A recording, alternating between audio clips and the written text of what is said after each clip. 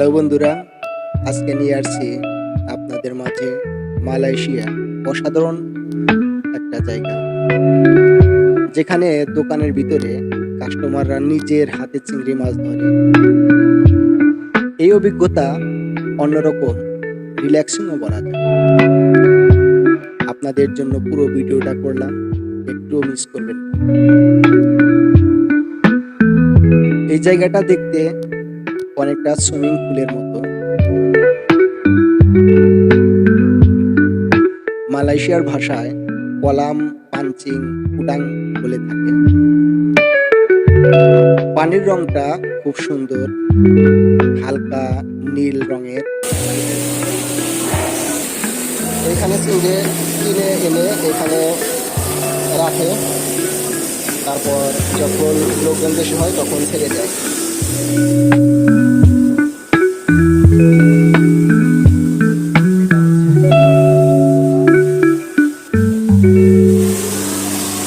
পানি নীল কালার রাখার কারণ হচ্ছে সাদা কালার রাখে তাহলে তো মাছ দেখা যাবে, সেই জন্য নীল কালার রাখছে যাতে করে মাছ না দেখা যায়। এখানে কল দেওয়া হয়েছে, এক ইন্দোনেশিয়া ভাই এখানে অর্থাৎ চিংড়ি মাছ পাঠিয়েছে।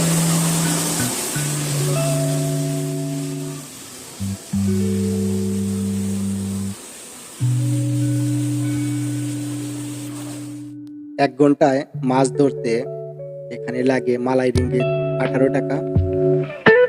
এখানে আছে দুজন মালায়ু এবং একজন ইন্দোনেশিয়া ভাই। সবাই মনোযোগ দিয়ে অপেক্ষা করছে কে আগে ধরবে, এই নিয়ে যেন নীরব প্রতিযোগিতা। 1 ঘন্টা এখন যতটি মারতে পারেন, যতটি ধরে সমস্যা নেই।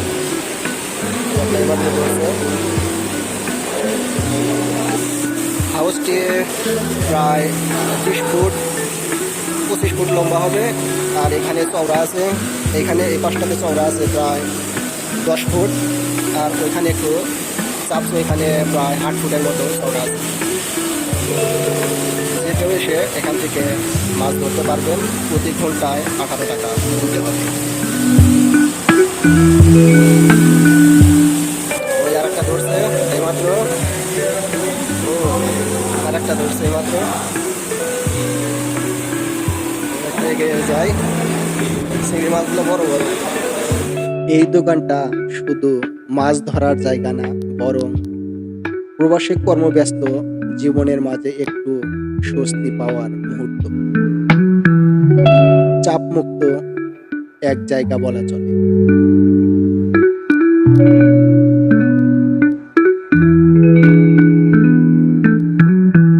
আজকের অভিজ্ঞতা ছিল একেবারে মনে রাখার মতো।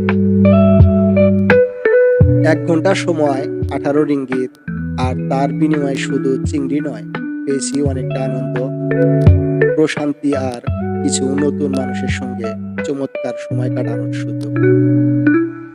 যদি কখনো মালয়েশিয়া আসেন, এমন একটা দোকানে অবশ্যই ঘুরে যেন।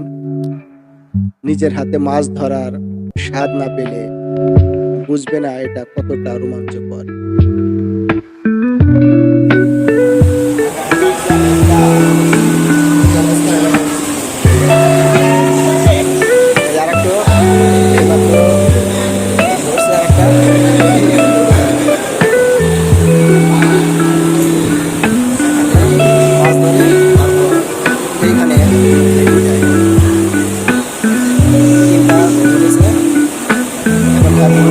মারতে পারে, কোনো সমস্যা নেই।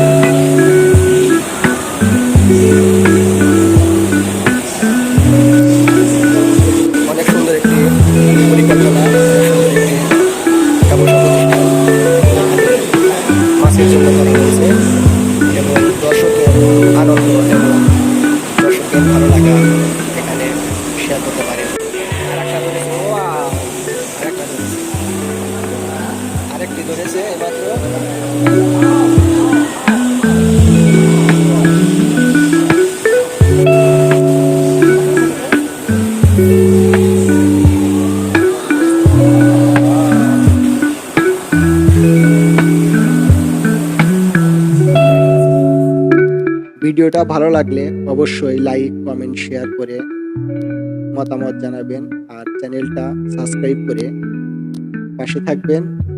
পরবর্তী ব্লগে আবার দেখা হবে। ততক্ষণ পর্যন্ত ভালো থাকুন, সুস্থ থাকুন। আল্লাহ হাফেজ।